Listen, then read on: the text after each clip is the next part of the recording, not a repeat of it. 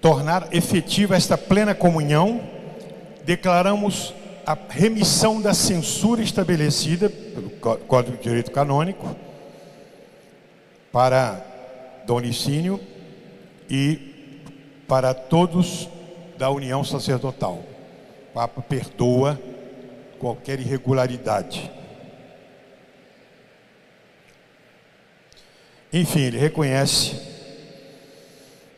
essa nossa adesão à Santa Sé. Dom Licínio, quando houve reconciliação, ele deu uma declaração. Foi aquele amor pela Igreja, dado a nós por Dom Antônio de Castro Maia, cujas frases eu li aqui, adesão à Igreja, o respeito pelo Papa, foi devido àquela formação que acabamos terminando esse problema e declarando a nossa adesão total à Santa Sé, à Igreja, ao Papa. Isso. Tirando aquele problema que aconteceu. É claro que todos nós, digo nós, padres e fiéis, estávamos agindo de boa fé, não é? Resistimos àquilo tudo, mesmo aquelas coisas erradas que foram feitas, era de boa fé porque a gente estava querendo conservar a missa na forma antiga, e não só a missa, né? Tudo aquilo que envolve as tradições, o respeito na igreja, porque toda aquela confusão que a gente via que houve na igreja após o Concílio Vaticano II, a gente não queria aquilo para nós. Claro que houve exageros da nossa parte nessa reação.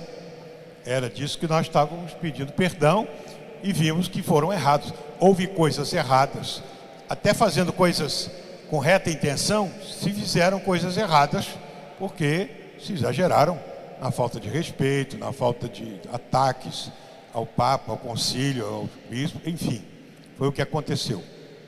Não quer dizer que estava tudo errado, é certa direção que estava errada. Portanto, rejeição desse progressismo, desse modernismo, isso estava certo. O que estava errado é que a gente acabou exagerando e atacando também as autoridades da igreja. Isso é que estava errado. E isso, graças a Deus, corrigimos. Nós continuamos conservando a missa na forma antiga, a disciplina, o respeito das igrejas, mas em plena comunhão, em plena adesão à igreja. É isso. Bom, eu já escrevi, já mostrei aqui, essa carta pastoral todo mundo deve ler, hein? Sobre os 10 anos da administração apostólica. Tem para vender em todas as livrarias, todo mundo pode ler, porque está tudo que eu falei aqui, está bem explicado. Como também escrevi esse aqui, sobre as formas do rito romano, que é mostrando o valor da Santa Missa, reconhecendo a ortodoxia da missa atual, mas nós preferimos a missa na forma antiga, pelos valores também que ela tem, que é fruto da igreja.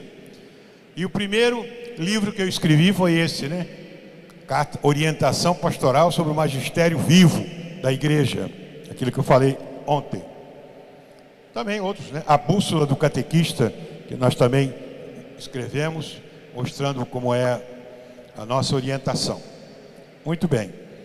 Então, eu creio que todo mundo entendeu a explicação que eu dei ontem, estou só confirmando aqui, para a gente fazer as coisas com retidão e corrigir os erros. Claro. Ainda bem que a gente está vivo, né? A gente está vivo para poder corrigir os erros. Pior é morrer no erro, né? Errar é humano. Perdoar é cristão. Perseverar no erro é que é diabólico. Aí não pode perseverar no erro. Uma vez reconhecido o erro, se corrige e pronto. Para mostrar, última palavrinha, para mostrar como houve essa mudança, não na fé, mas nas atitudes. Um exemplo, esse anel aqui é anel episcopal, né? É o anel do bispo. Todo bispo usa um anel, símbolo do casamento dele com a igreja que ele dirige. No caso, o meu aqui é a administração apostólica.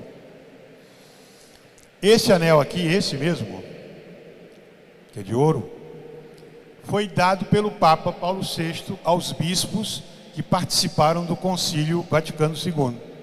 Cada bispo ganhou esse anel aqui. E esse é o que Dom Antônio de Castro Maia tinha ganho. E ele usava. É o anel episcopal de Dom Antônio, que estou usando aqui. Bem, Dom Antônio sempre foi muito fiel à igreja. Quando ele era bispo diocesano, dava essas orientações.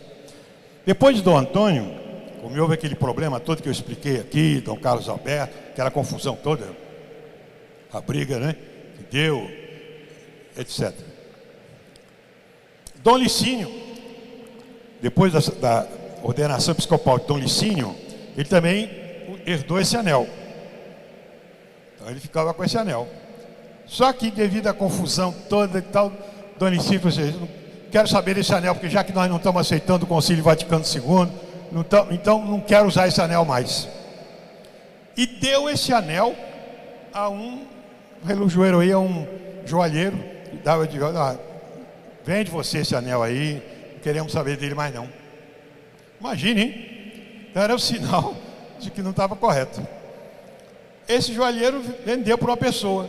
E um dia eu vi essa pessoa usando esse anel aqui na igreja. Esse. Falei assim, mas peraí, esse anel é de bispo. A senhora está usando esse anel aí? É de bispo. Eu falei, é? Ó, eu comprei lá no joalheiro lá que estava. Mas esse anel é de bispo. Ela então deu para mim. Então, Dom Antônio usava adesão à igreja, ao Papa e ao Concílio. Houve aquele período de 20 anos onde nós não estávamos aceitando. Agora nós estamos na posição correta. Eu estou usando o anel de novo que está aqui.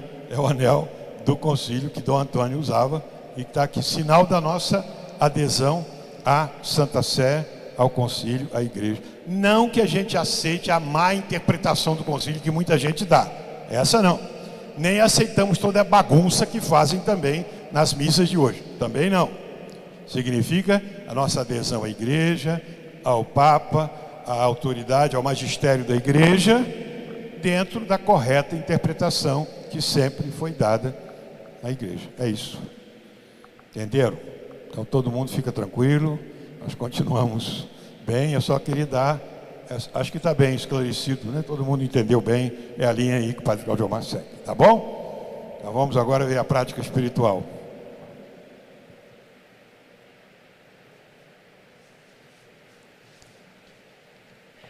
Eu já visitei todos os retiros, nós somos 7 retiros.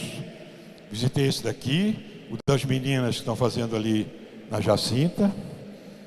Hoje eu visitei o retiro lá da São Geraldo, 2 retiros de adultos e crianças.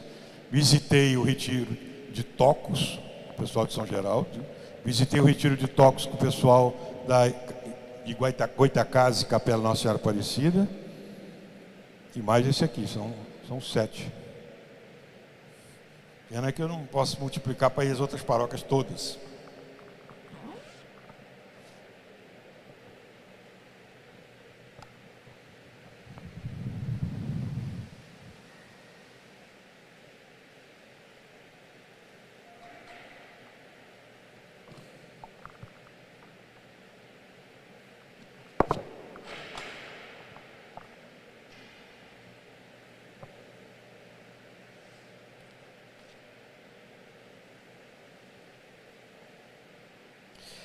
Bem, então vamos fazer a nossa meditação agora da tarde. O senhor bispo complementou para nós essa história tão importante para nós recordarmos um pouquinho a nossa identidade, né? Aquele que não reconhece as suas raízes, que não sabe de onde veio, não sabe para onde vai. Por isso é muito importante, sobretudo o senhor bispo que viveu, né, tudo isso. Nós também vivemos, mas não tão intensamente, profundamente como ele, testemunhar tudo isso para nós.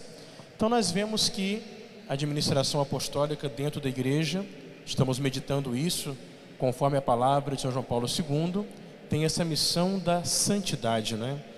E como diz o Papa São João Paulo II, estamos tendo como a palavra que dirige esse retiro: a nossa primeira prioridade é a santidade, não é? A igreja é santa.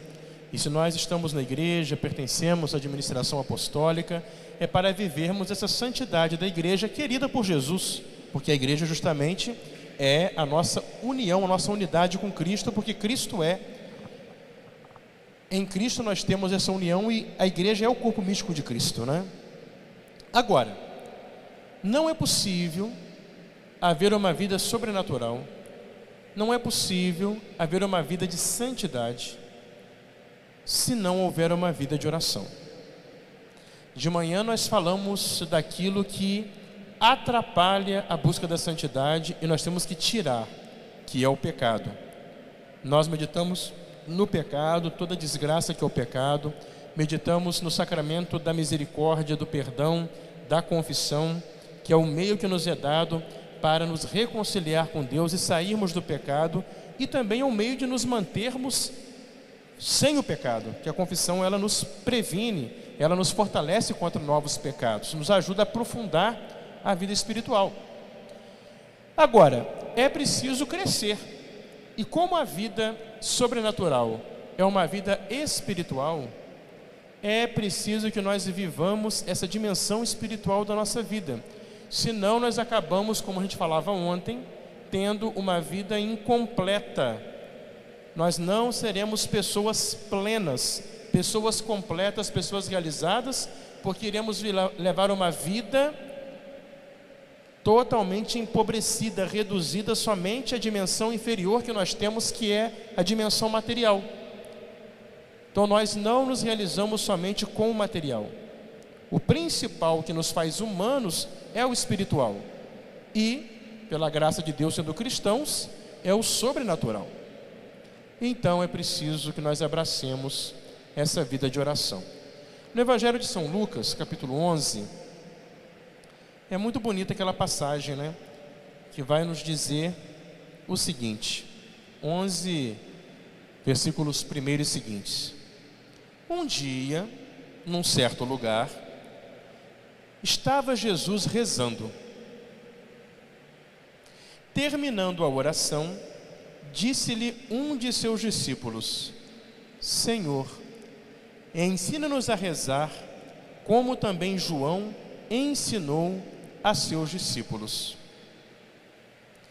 Disse-lhes ele então: quando orardes, dizei: Pai, santificado seja o vosso nome, venha a nós o vosso reino. E assim Jesus ensinou o Pai Nosso. Então é muito bonito.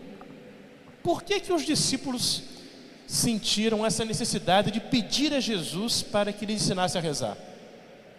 Porque eles ficavam admirados vendo Jesus rezar. Nosso Senhor, o Evangelho fala isso várias e várias vezes. Ele dedicava sempre muito tempo à oração. Muitas vezes passava a noite em oração.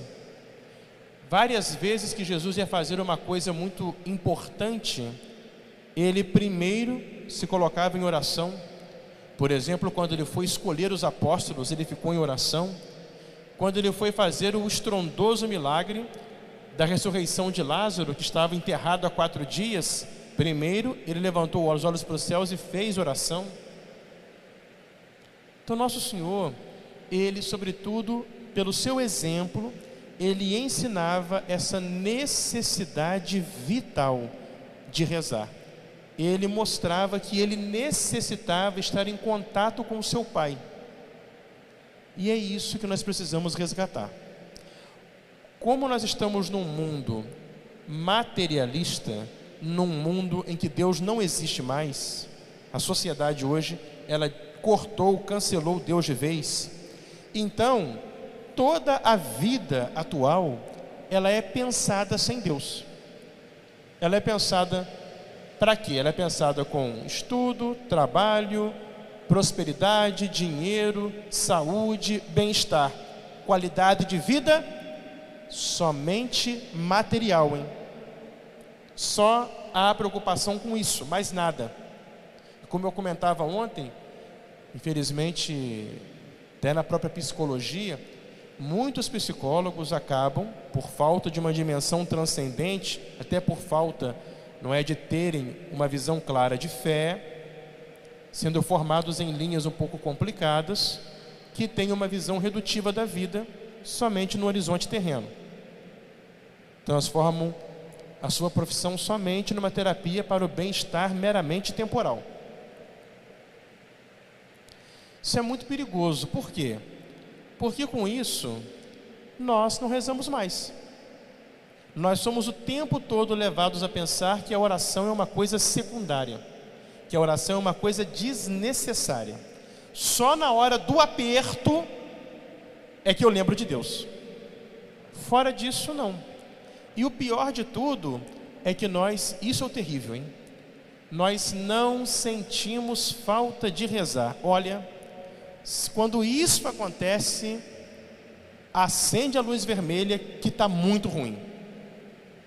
Quando o católico ele não sente falta da oração, já está morto. Porque os santos falam que a oração é a respiração do cristão, né? Então, se você não está respirando, você morreu. Há muito tempo não sabe. Porque Deus, nós não o vemos. A nossa alma, nós não a vemos. A nossa relação com Deus se dá no mais íntimo da nossa alma. É ali que é o ponto de encontro de Deus conosco. Então, se nós não cremos nessa presença dEle, se nós não cremos nessa espiritualidade da alma, e que a alma é templo do Espírito Santo, onde Deus fala conosco, nós vamos ficar a vida toda levando uma vida superficial, uma vida material, materialista, simplesmente nos preocupando em atender às necessidades do nosso corpo, como se nós não tivéssemos alma. E aí nós sabemos que isso vai cada vez mais nos enfraquecendo e vai nos levando unicamente para as coisas do mundo, para o pecado. São João Paulo II, que está iluminando esse retiro, diz o seguinte para nós: para uma pedagogia da santidade, já que a santidade tem que ser a primeira prioridade, para que nós aprendamos a santidade, a necessidade de um cristianismo que se destaque principalmente pela arte da oração. Seu principal, a arte da oração. A nossa dedicação à oração é o tempo que nós dedicamos a cultivar a vida espiritual, é o nosso tempo de viver com Deus. Se nós não cultivamos essa arte da oração, nós não vivemos com Deus. A oração, como nós sabemos, não é uma coisa que podemos supor. É necessário aprender a rezar, voltando sempre de novo a conhecer esta arte dos próprios lábios do Divino Mestre, como os primeiros discípulos. Nós ouvimos agora: Senhor, ensinai-nos a orar. Como é que a gente aprende a andar de bicicleta? Andando, né? Como é que a gente aprende a rezar? Rezando.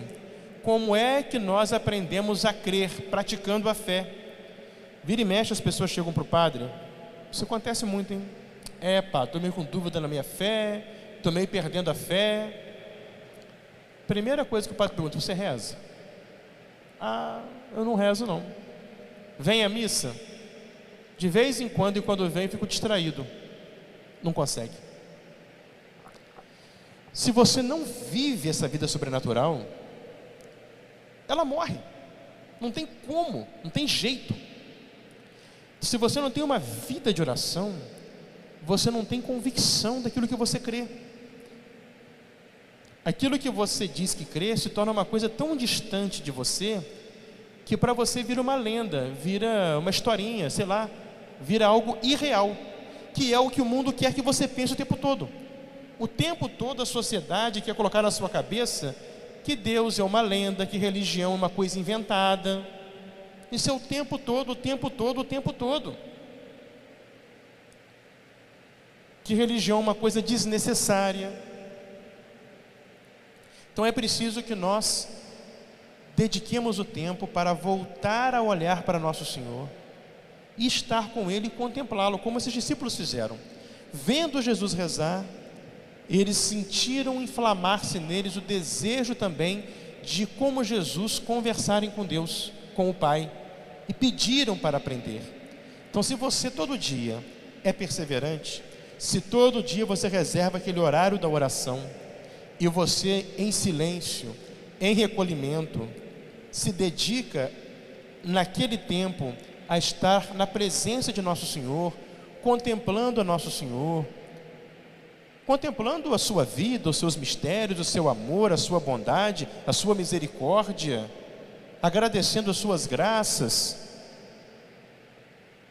vendo os exemplos que Ele deixou em cada mistério que Ele quis viver justamente para ser o nosso modelo aqui nesse mundo.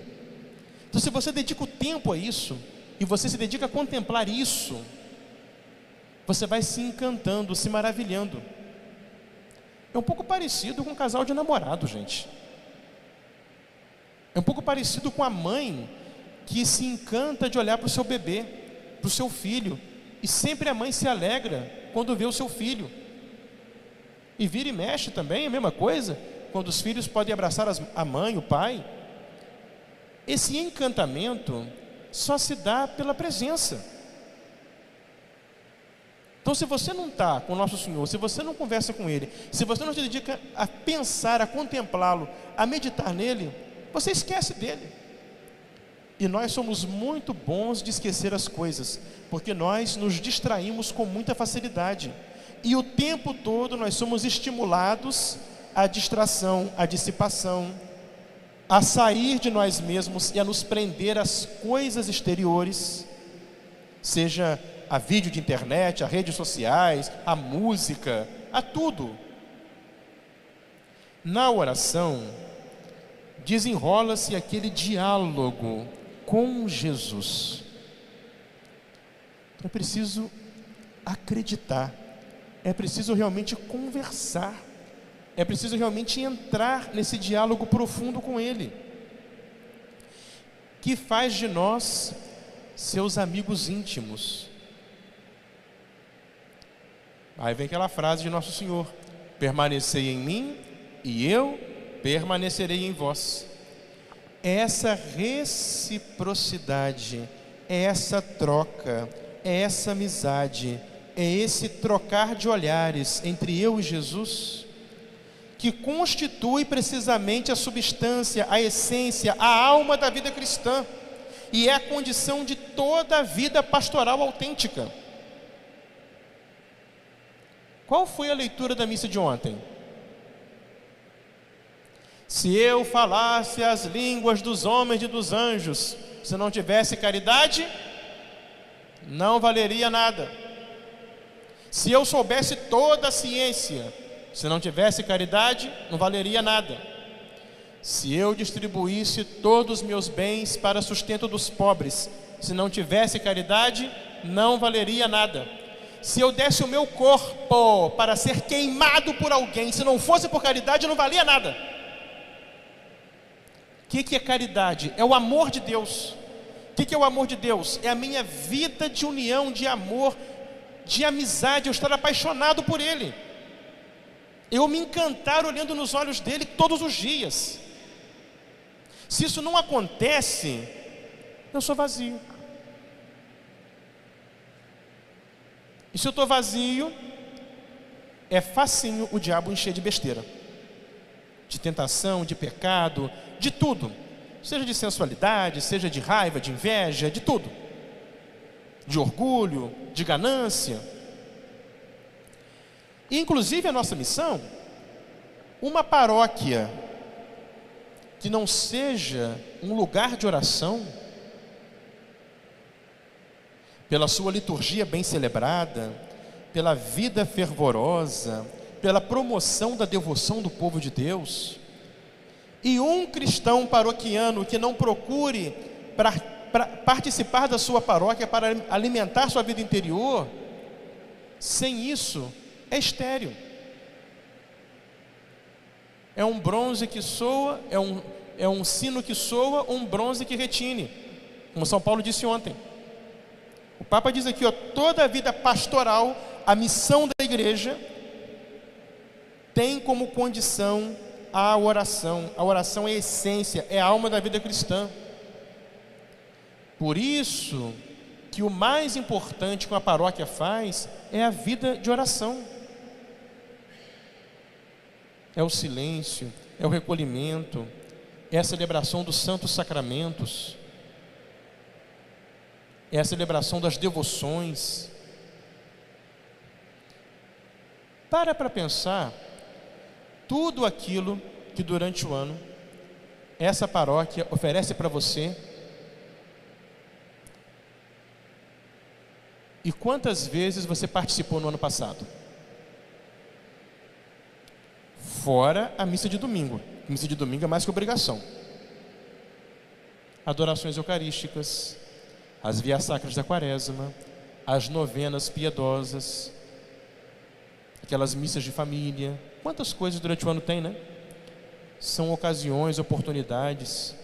Ou o próprio ambiente silencioso do templo para você se recolher e rezar. Então é preciso aproveitar, valorizar. Porque se você não investir na sua alma, ninguém vai fazer isso não. Se você não cuidar da sua alma, ninguém pode fazer isso por você, porque a sua alma é o seu íntimo, é o mais profundo de você mesmo, onde só você e Deus podem entrar.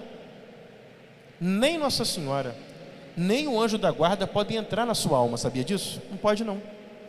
O íntimo de nós é um santuário onde só estamos Deus e nós. Nossa Senhora, ela reza por nós, intercede, a nossa mãe do céu, mas ela não é Deus. Então ela não pode entrar na alma de ninguém. O anjo da guarda é um protetor, mas ele não é Deus. Ele não pode entrar na nossa alma, ele pode tentar nos convencer, ele sopra para nós, traz de Deus para nós as boas inspirações. Mas o anjo da guarda está fora de nós, Nossa Senhora está fora de nós, Deus está dentro de nós. Por isso o cardeal Sarrat falava, né? Esse grande cardeal que é muito forte na espiritualidade, ele dizia: a alma é esse santuário do silêncio, onde o homem encontra com Deus. Então essa reciprocidade, essa amizade, esse amor. Mas como é, padre? Eu vou rezar, fico lá frio, não consigo conversar com o Nosso Senhor. Conversa com Ele, meu filho. Conversa com Ele, minha filha. Vai lá. Ah, mas faz o seguinte, ó. Todo dia eu levanto 6 horas da manhã. Maravilha. É o seu horário? Tudo bem. Você vai trabalhar às 8, levanta às 6 horas. Faz de conta, estou pensando a vida de alguém aqui. Tá, 6 horas. Primeira coisa que eu faço no dia, eu ofereço para Deus as primícias. Nós temos que dar para Deus o melhor. Sabe qual é o melhor? É o começo do meu dia. Isso a gente aprende desde o Antigo Testamento, né? No Antigo Testamento o povo oferecia as primícias a Deus. Quando fazia uma colheita, a primeira colheita do melhor dela era consagrada a Deus. Quando tinha um rebanho, logo aqueles cordeirinhos que nasciam eram separados, os melhores eram sacrificados no templo para Deus. O próprio povo, quando nascia um menino, o primeiro filho primogênito era apresentado no templo consagrado a Deus. Isso vem do Antigo Testamento. As primícias é o melhor, é o primeiro de nós. Como a nossa vida é contada pelo tempo, e nós temos como unidade principal de cômputo do tempo o dia, então a primícia do seu dia, quando você acorda, tem que dar para Deus. Agora, você já acorda com o celular na mão, meu filho, aí já acabou, o seu dia já acabou aí. Se você já acorda, pega o celular para ver rede social, para olhar notícia, o seu dia já acabou nesse momento. Aí você já mostrou como será o dia inteiro, um dia em que Deus ficou em segundo lugar. A primeira coisa que você faz, levantou, reza. Mas é a primeira coisa. Aí tudo bem, eu vou lá fazer meu higiene, até em jejum, antes do café. Se recolhe no seu quarto, faz a oração da manhã, pega a palavra de Deus, ou um livro piedoso, se recolhe, pelo menos 15 minutos em silêncio e reza. Conversa com o nosso Senhor, a palavra de Deus, os livros piedosos. Às vezes a gente tem dificuldade de ter um diálogo com Deus, que nós somos muito fraquinhos. Então o livro sugere bons pensamentos que vão ajudar você a estabelecer esse diálogo. E aí você começa a tratar Jesus como um amigo íntimo, com que você vai se abrir, você vai desabafar, você vai rezar, você vai agradecer, você vai louvar, você vai adorar, você vai pedir perdão, você vai pedir graça, você vai pedir força, você vai sentir-se feliz. Feliz por estar com aquele que te ama e nunca vai te abandonar. Aí o dia começou. Aí você vai ter um dia na presença de Deus. Então o seu dia depende de como você começa. Nós temos que começar o dia com o nosso Senhor. Senão a gente vai se perder nas atividades. Não é? Todo mundo tem sua vida agitada, seus problemas. Todos nós temos. Então nós precisamos de tranquilidade, de paz, serenidade, equilíbrio. Isso vem da oração. Isso vem da presença de Deus que me sustenta. Mas eu preciso ser consciente dessa presença. Obra do Espírito Santo em nós, disse João Paulo II. A oração nos abre por Cristo e em Cristo a contemplação do rosto do Pai. Cristo, ele é o rosto humano de Deus. Então quando eu contemplo a Cristo, por Cristo eu contemplo o mistério de Deus. Lembra aquela palavra do apóstolo São Filipe na última ceia? Durante a última ceia, o apóstolo Filipe virou: mestre, o Senhor nos fala tanto do Pai, mostra o Pai para a gente. Qual foi a resposta de Jesus? Filipe, você já anda tanto tempo comigo e não viu o Pai? Filipe, quem me vê, vê o Pai. Como é que eu vejo Jesus? Quando eu leio o Evangelho, quando eu rezo o meu rosário. É a vida dele, é ele me mostrando quem é o Pai. Quando eu participo da liturgia, na missa é Cristo vivo, que me fala na palavra proclamada, que vem a mim na Eucaristia. Então quando eu entro em comunhão com Cristo, me é revelado o mistério do próprio Deus. É aquela frase de Santo Agostinho: o caminho do homem para Deus é o homem-Deus Cristo Jesus. Jesus, na sua pessoa, uniu a divindade com a humanidade para poder ser a ponte que nos liga ao Pai. Mas isso só vai ser possível se eu rezar, se eu dedicar meu tempo a estar com Ele. Ah, mas a oração, eu tenho uma sensação de perda de tempo. Não! Ou aquela pessoa está muito agitada, correria, aí falta o missa de domingo. Não pode fazer isso. A oração é o seu tempo mais bem aproveitado. Porque quanto mais você se enche de Deus, mais você se santifica e mais também você se humaniza, você se equilibra, você é uma pessoa mais plena, mais capaz de agir de modo inteligente, de modo humano, de modo equilibrado, perante qualquer situação, boa ou ruim, fácil ou difícil, agradável ou desagradável. Aí você atinge aquela tranquilidade, aquela paz, aquela igualdade de ânimo que os santos tinham. Então, obra do Espírito Santo, a oração nos abre para Cristo e em Cristo contemplamos o mistério do próprio Deus, contemplamos o Pai. Aprender essa lógica trinitária, é o Espírito Santo que me ilumina para que eu contemple a Cristo e por Cristo chegue ao Pai. Eu entro no mistério de Deus. Lembram aquela narração da transfiguração de Jesus? Jesus chamou Pedro, Tiago e João, levou-os para o alto da montanha e lá começou a rezar com eles. E de repente Jesus se transfigurou, ficou todo luminoso.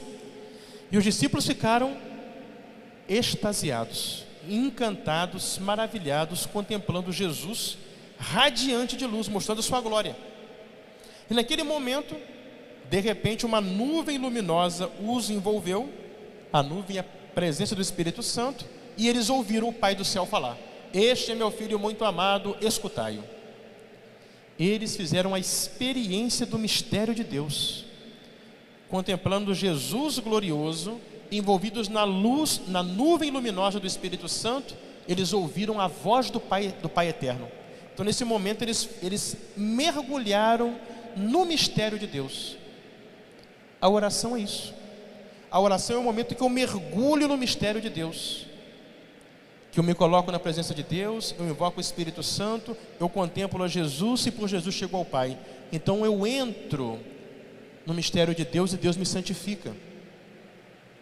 Aprender essa lógica trinitária da oração cristã, vivendo-a plenamente, sobretudo na liturgia, a Santa Missa. A missa é a oração mais importante do cristão, aquele momento que ele vai realmente entrar no mistério. Então, viver bem a missa. Por isso, não chegar atrasado na missa. Tem que botar isso na cabeça. Se você chega correndo aqui na igreja, você já chega despreparado para participar da missa. Chega cedo, senta, sossega, acalma o coração, se recolha. Que aí quando o padre entrar no altar, canta um hino de entrada, para você já ir entrando também, não só com o seu pensamento, mas com a sua palavra, com a sua atitude, dentro do mistério. Aí você vai entrar naquele mistério, e aí começa a missa. Você vai com o coração contrito, pedir perdão do seu pecado. Quando o padre está ali ao pé do altar, inclinado, batendo no peito, você bate no peito e pede perdão também. Quando o padre sobe ao altar, você entra no mistério junto com o padre. Jesus vai te falar na sua palavra, você vai acolher essa palavra. Jesus vai se oferecer por você no altar, você vai se unir e vai entregar por Cristo, com Cristo, em Cristo, a sua vida ao Pai. E você vai selar isso, recebendo o Cristo vivo na comunhão. Aí está a missa completa. Você mergulhou naquele mistério e não ficou igual o turista de igreja olhando para o tempo. Você viveu. Você viveu de modo profundo, intenso, aquele momento celebrativo que torna o mistério de Deus presença na nossa vida. Então, viver a oração pessoal, a oração da liturgia, que é a meta e a fonte da vida eclesial, mas também a experiência pessoal. Esse é o segredo de um cristianismo realmente vivo, sem motivos para temer o futuro, porque volta continuamente às fontes e aí se regenera. Qual o segredo do cristianismo vivo? É o cristianismo de quem reza. Agora, como nós temos muitos católicos que são salas vazias de luzes acesas, você já viu um salão todo aceso e vazio? Isso é o católico que não reza. Faz um monte de coisa, pirueta, um monte de troço, mas substância, essência, não tem nada, está vazio. Por quê? Não tem interioridade, não tem essência, ele não tem Deus com ele. A luz de Deus não brilha nos olhos dele, porque ele vive longe de Deus, não tem vida de oração.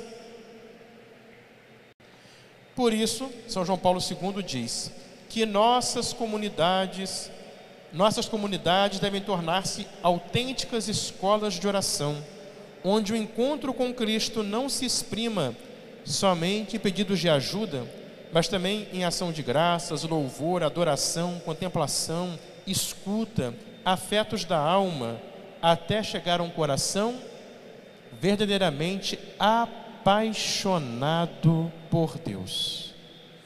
Então, o que o Papa pede, não é que nossas comunidades, a nossa paróquia, seja um lugar de oração, e que nós possamos aproveitar tantas oportunidades de oração que nos são oferecidas nas celebrações litúrgicas, nas novenas, nas adorações, nos atos piedosos que são feitos durante o ano.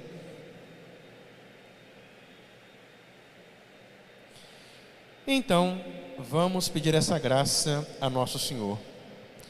E o Papa São João Paulo II, ele tem uma palavra especial para vocês, que são leigos e vivem no meio do mundo.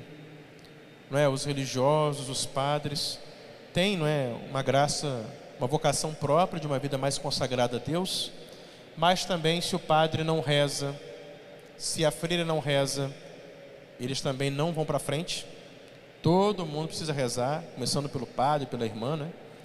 Mas o fiel leigo tem muitas dificuldades, né, no meio do mundo, Então o Papa tem uma palavra especial para vocês. Ele diz o seguinte, São João Paulo II: seria errado pensar que o comum dos cristãos possa contentar-se com uma oração superficial, incapaz de encher a sua vida. Ah, mas esse negócio de ficar em silêncio, fazer meditação, rezar, é coisa de padre e de freira. Não. A dona de casa, o pai de família, o trabalhador, não importa a profissão, médico, pedreiro, quem for, a doméstica, não importa, professor, professora, idoso, criança, jovem, sobretudo perante numerosas provas do mundo de hoje, essas provas que o mundo atual põe à fé dos cristãos, eles seriam somente cristãos medíocres e, pior, cristãos em perigo, com sua fé cada dia mais enfraquecida, e correriam o risco de acabar cedendo ao fascínio do passageiro, aceitando propostas religiosas alternativas e se acomodando até a superstições, se não tivessem vida de oração. São João Vianney falava, né? Deixem uma paróquia 20 anos sem padre e ali vão adorar os animais. Gente, olha como é que está a sociedade hoje. O povo está adorando bicho e adorando árvore, viu? É ou não é? Todo mundo preocupado com as tartarugas e mata o bebê no ventre materno. Preocupado com floresta, com planta, e deixa o irmão passar fome, não socorre ninguém. Que negócio é esse? É isso aqui, ó, vai virando bicho. Por quê? Se você não cultiva aquilo que o faz humano, que é uma vida espiritual, você vive somente como animal. Não é? Então isso aqui é muito importante. Sem vida de oração, nós temos a nossa fé em perigo. Aí você vê católico virar protestante, você vê católico cair no mundo e se perder numa vida errada, você vê católico ir para superstições bobas, viu? Vou ser muito sincero, tem muita superstição ridícula, e tem católico que acredita. Por quê? Porque não tem fé, vai atrás de coisa mágica, que é uma coisa mágica para solucionar seus problemas, e não entende que a nossa entrega à vontade de Deus é que nos faz entender que o projeto de Deus para nós muitas vezes passa pelo sofrimento que é necessário para o nosso amadurecimento humano e cristão, para o nosso progresso espiritual, para pagar pecado e merecer o céu. Se você não passa por sofrimentos, por crises, por dificuldades, você não amadurece, fica um eterno bebê mimado. É o que estamos vendo hoje, uma sociedade de gente superficial, gente mimada, cheia de mimimi, qualquer coisinha reclama, não tem coragem, não tem peito para enfrentar nada, porque são pessoas que não têm Deus, são pessoas vazias, se fecham em coisas pequenas. Aí aquela coisa pequena é tirada da mão dele e chora, como o bebê que perde a mamadeira, está chorando.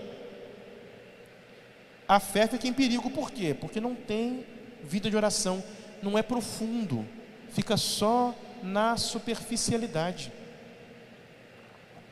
Então precisamos chegar à intimidade com Deus para que o seu amor seja vivo em nós. Por isso, vamos aproveitar agora essa tarde para fazermos uma profunda reflexão. Cada qual vai se perguntar: primeiro, quanto tempo eu tenho dedicado à oração por dia? Você tem um projeto de oração? Você tem horário para oração? Quanto tempo você passa por dia em oração? Segundo, eu tenho um programa diário de oração e eu procuro executá-lo com fidelidade? Oração da manhã, o texto de Nossa Senhora, meditação, oração da noite, uma leitura espiritual. Terceiro, minha oração tem sido uma busca de intimidade profunda e entrega total a Deus? Ou eu só faço oração para poder pedir coisa? Ou rezo aquela coisa meio mecânica sem pensar o que eu estou fazendo? A oração é um momento de vida, tem que ser uma coisa vital. Eu tenho que dedicar aquele momento para estar com o nosso Senhor de verdade, buscar a sua intimidade e entregar-me a Ele por inteiro. Por último, quais são as minhas devoções? Eu procuro cumpri-las direitinho? Então vamos aproveitar especialmente agora, o tempo livre, vamos refletir sobre isso. E hoje, na hora da adoração, vamos ter uma adoração mais silenciosa hoje. Vamos só cantar alguns hinozinhos, rezar algumas pequenas orações, quase nada, para ficar bastante tempo para que você possa, em silêncio, conversar com Jesus na Eucaristia. Abrir o coração, derramar o seu coração no coração de Jesus vivo na hóstia consagrada, para você realmente fazer essa experiência de estar com o nosso Senhor. Então vamos viver assim hoje a nossa adoração. E durante esse tempo agora, eu vou estar no confessionário à disposição de quem quiser se confessar, ou perguntar alguma coisa ao padre, falar alguma coisa, tá bom? Vamos rezar então?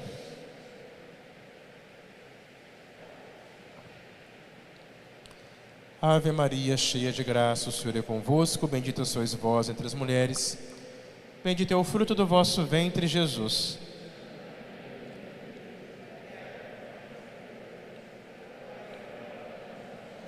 Querida Mãe Virgem Maria, São João Maria Vianney, São João Paulo II, em nome do Pai, do Filho e do Espírito Santo. Amém.